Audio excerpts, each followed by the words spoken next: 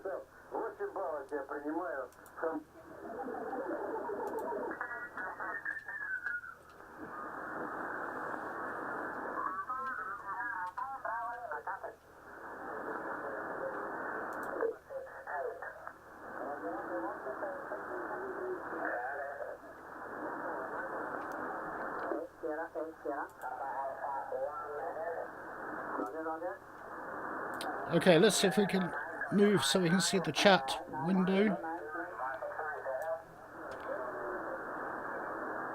Hi everybody. Greetings.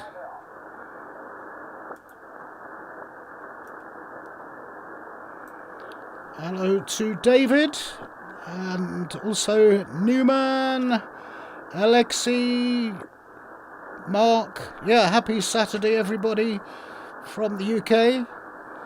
And Newman, yeah. RSP1A, I see you just placed an order, that's great. And I think you said that's your first SDR, so I hope you have a lot of fun with it. Good morning, Dennis. I think the RSP1B current price, Alexei, depends really on your country and the reseller,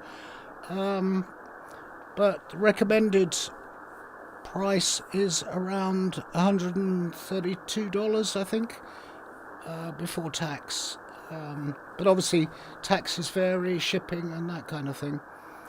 And hi Albert, good to see you as well. Just looking at 20 meters here.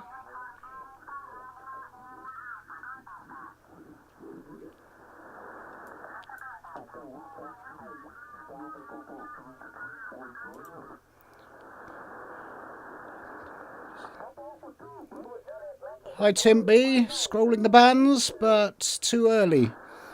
So wonder which country you're in there, Tim. I'm in the UK here, so on UTC.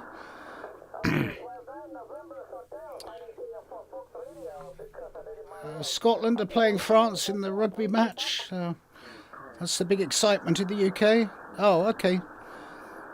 Yeah, it's usually pretty quiet this time of day before it gets dark. I haven't ever done this streaming thing before, so this is really just me getting the hang of it. But I've been busy setting up a server for my colleague Steve, KI5ENW, who's over in Hamcation, So in fact, that's why I got confused. I've got an RSPDX set up for him on a server here in the shack, and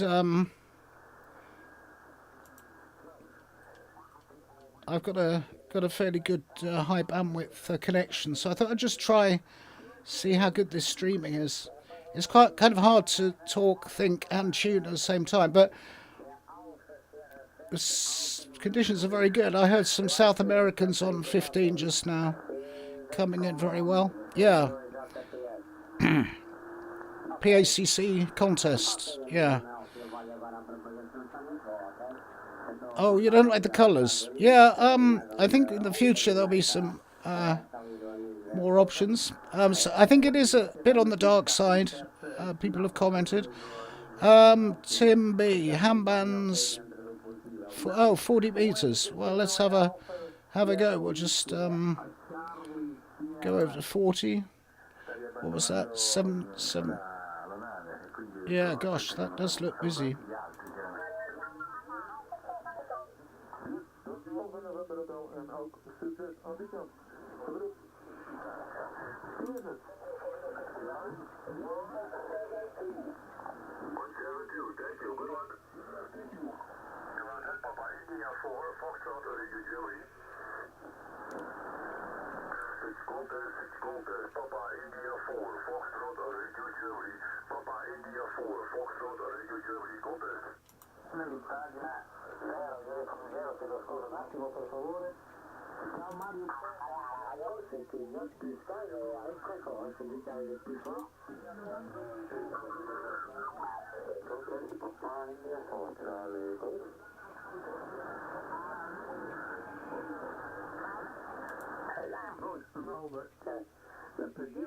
Hi, Mark.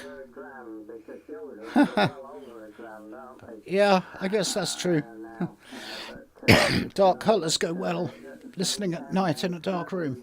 They worked a lot of people on them there, and they all sound nice. Like yourself, you know, they always come. Here we've got a fellow Englishman by the sound of it. I've got some snap now. I've just got some sandwiches. That's a nice Northern English accent. I'm using Roger. Hi, I'm using a G5 RV, which is about 15-20 meters in the centre. It actually goes up the middle of a poplar tree and droops down either side, so it's only probably 10 meters high either end.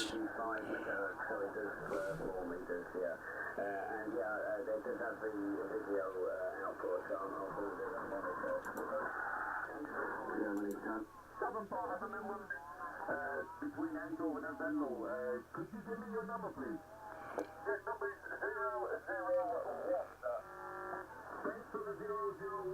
Okay, yeah, SDR console colours are nice. A lot of personal preferences. We have a lot of SDRplay users using SDR console, and yeah, Simon Brown has just been working on the software to support the new RSP1B. And hi there, K6 SUD, very good morning.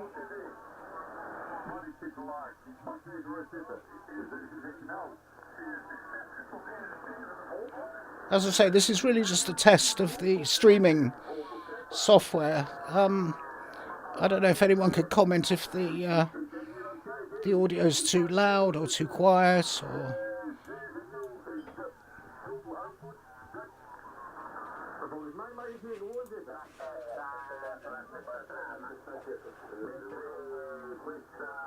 Okay, that's good to know.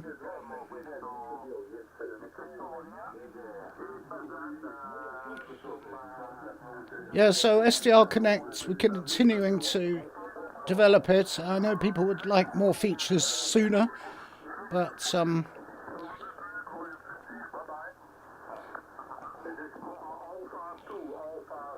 this is an RSP1B at the moment, yes.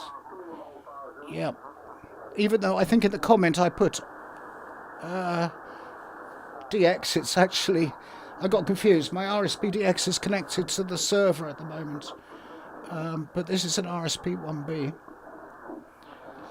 I mean, the RSP1A and the 1B are pretty similar performance, certainly on 40 meters.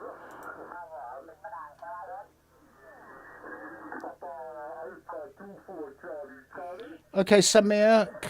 Yeah, I had heard some issues with the cloud marker plugin for SDR Uno. I'm not 100% the latest on that, but I'll try and take a look and see if we can get in touch with the author. I thought something had been fixed, but maybe it's broken again. Let's have a quick look up on 15.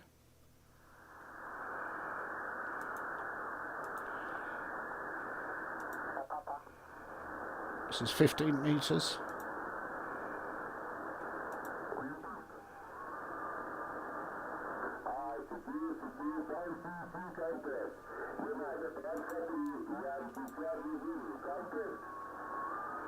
Sounds like a Russian station.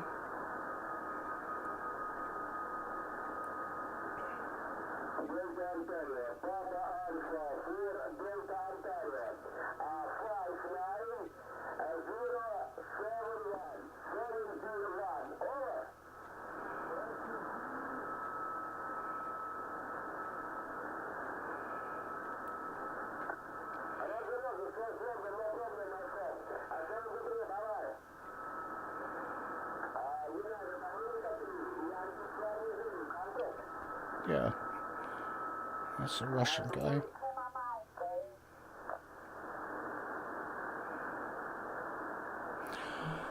Oh, we get asked that question a lot, Dennis. I think it depends on the frequency bands. The very obviously the RSP1B has improved a lot on the RSP1A, particularly at the very low frequencies.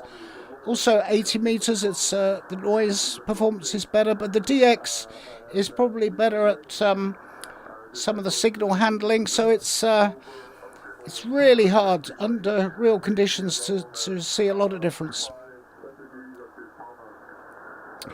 Neil, some comments there. You'd prefer the handband selection window, single one showing all the bands, where each band can have a selectable antenna. Yeah. Okay, thank you for that feedback. I think there's one of the issues is with the scalability for all the different types of displays that people might be using this on. I know on a big screen it looks far too big and chunky, and why can't we combine all these all in one matrix? I think when we come to having some kind of memory system, there may be changes in the future, but thanks for those comments. Today's project in the shack is getting the duo going with Connect. Okay, K6 SUD. Well, it should be straightforward for diversity. When a duo is connected, on the settings it gives you the option to switch on the diversity, and then you get the circles appearing down in the top bottom right hand corner where my chat window is.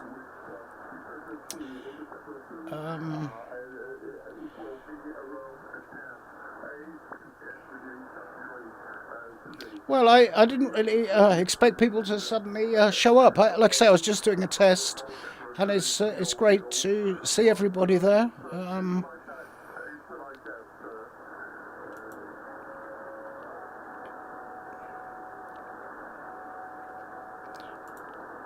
Yeah, this I think is illustrating your point, Neil. If I now want to go to 10, I have to go here, but where are we?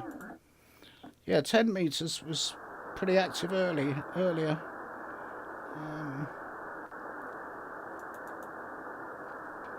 I got some weird stuff there. Maybe not.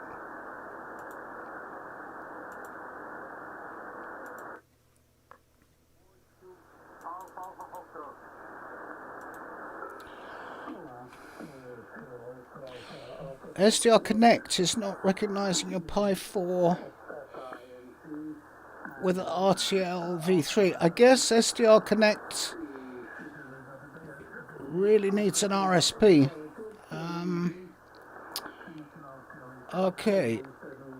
Oh yeah, you just installed, Paul installed SDRconnect on a fresh install of Linux Mint. Yeah, absolutely. I think it's getting pretty good on Linux Mint. I've seen a lot of people saying they've had success. Obviously our software guys in the background up until recently was more Windows, and it's been quite a challenge to get builds really working well and getting all the software good for Linux. But well, Paul, I wish you success with that. I know our friend over on another enthusiast, Franco Venturi, has done a lot of work to help get a lot of the software modules compatible to work with GNU Radio and with other third-party software via the SOAPy SDR library, which gives people more options than just SDRconnect. So yeah, Zavstang. Will SDRconnect listen to OmniRig? So I think the guys are still there's still a couple of options there. Whether it'll use OmniRig, obviously SDR Uno uses OmniRig, but a different approach may be needed for SDRconnect to support all these other platforms. But we certainly will be providing a way of doing rig sync for SDRconnect. That's a high priority to get that out. Yes, I understand you meant SDR Uno. Obviously uses OmniRig for rig control. Okay.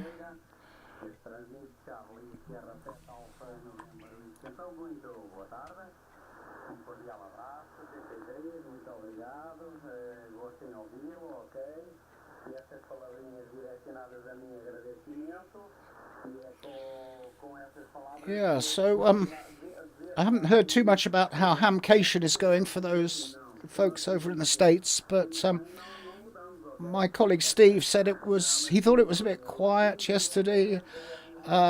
We've got a stand on the ham radio outlet stand where Steve is running demos and kind of answering questions for anyone there. But yeah, Hamcation is, I don't know if it's the second biggest after Hamvention, but we try to support it.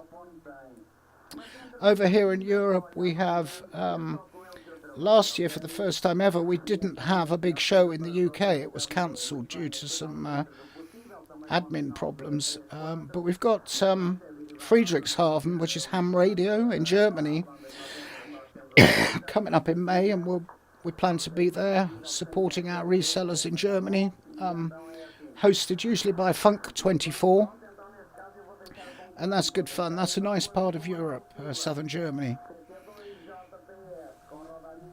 Anyway, this was only just a short sort of attempt to check out the streaming software and say hi to anyone who happened to come across us here. I hope we'll be starting to do some more webinars again where we can have a few experts. I'm more sales and marketing, so I'm not deep technical, so you won't get a lot of technical sense out of me. But we'd love to. It's really nice to communicate with people like this. So yeah, John DXman, the RSP1B, yeah, would be would be suitable for the SAQ. Yeah, the 17.2 kilohertz. The thing with the DX though has this HDR mode, which means it can handle the dynamic range a lot better. So it depends a little bit on conditions on the days when they're running the Grimeton, isn't it? Transmitter. It's usually midsummer and just before Christmas.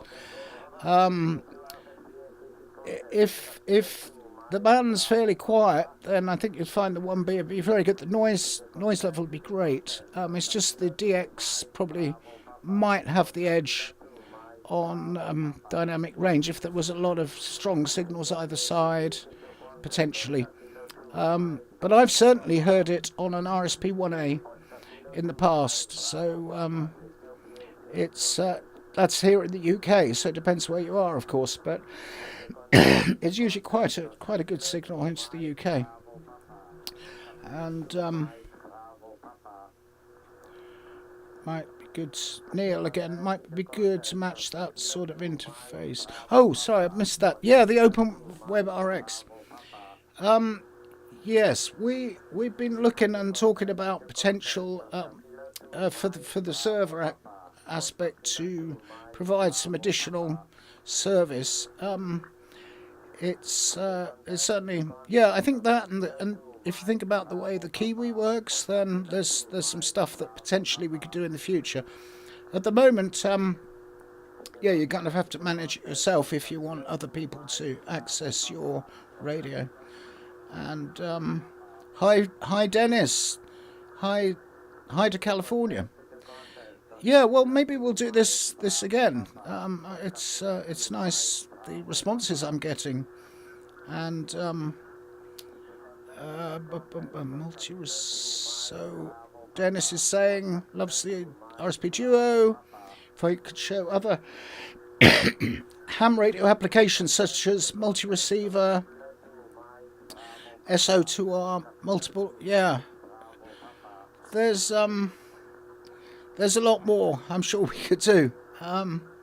Thanks for the suggestions there, and Mark as well. That's good. Well, look, I'm not going to hang around too long here, but thanks to everyone who's just kind of popped up. It was just an impromptu attempt, as I say, to check out the streaming software and see who's out there. So I'm going to end now, but just thank you all very much for joining me today. This is John, G4ABQ in the UK, signing off. Bye for now.